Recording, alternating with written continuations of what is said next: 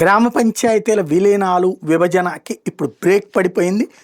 గ్రామ పంచాయతీల విభజన విలీన ప్రక్రియ తాత్కాలికంగా నిలిచిపోబోతోంది. పాలకవర్గాల పదవీకాలం ముగిసే వరకు ఇట్లాంటివి చేపట్టే అవకాశం లేకుండా పంచాయతీరాజ్ చట్టంలో గతంలో చేసిన సవరణలు కోర్టులో పెండింగ్ కేసులను దృష్టిలో పెట్టుకుని విభజన ప్రక్రియను నిలిపివేయమని నిలిపేద్దామన్నట్టు నిర్ణయానికి రాష్ట్ర పంచాయతీరాజ్ గ్రామీణాభివృద్ధి శాఖ వచ్చింది.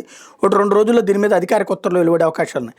పంచాయతీలకు ఎన్నికలు సమీపించడంతో విభజన విలీన ప్రతిపాదనలు ఆహ్వానిస్తూ ప్రభుత్వం ఇటీవల ఉత్తర్వులు జారీ చేసింది. మేరకు రాష్ట్ర వ్యాప్తంగా పంచాయతీలు పెద్ద సంఖ్యలో తీర్మానాలు చేసి జిల్లా పంచాయతీ అధికారులకు ప్రతిపాదనలు పంపుతున్నారు. వీటిని కలెక్టర్ల ఆమోదంతో రాష్ట్ర పంచాయతీరాజ్ కమిషనర్ కార్యాలయానికి పంపాలి. సోమవారంలోగా అన్ని జిల్లాల నుండి ప్రతిపాదనలు పంపాలని డిపిఓలకు పంచాయతీరాజ్ శాఖ కమిషనర్ కార్యాలయం కూడా ఆదేశాలు ఇచ్చింది. గత పంచాయతీ ఎన్నికలకు ముందు జరిగిన విభజనను సవాల్ చేస్తూ హైకోర్టులో వేసిన కేసులు ఇప్పటికీ పెండింగ్లో ఉన్నాయి. ఇవి పరిష్కారం కాకుండా మళ్లీ విభజన అంటే న్యాయపరమైన చిక్కులు ఎదురే అవకాశం ఉందని న్యాయ నిపుణులు అభిప్రాయపడ్డారు. సర్పంచుల పదవీకాలం పూర్తి కాకుండా విభజన ప్రక్రియ చేపట్టకుండా గత ప్రభుత్వం చట్ట సవరణ చేసింది జగన్ సర్కార్. దీంతో వీటికి తోడు కేంద్రం ఆధ్వర్యంలో జనవరిలో ప్రారంభం కాబోతుంది. వీటిని దృష్టిలో పెట్టుకుని విభజన ప్రక్రియను తాత్కాలికంగా నిలిపేయాలని పంచాయతీరాజ్ శాఖ నిర్ణయించింది.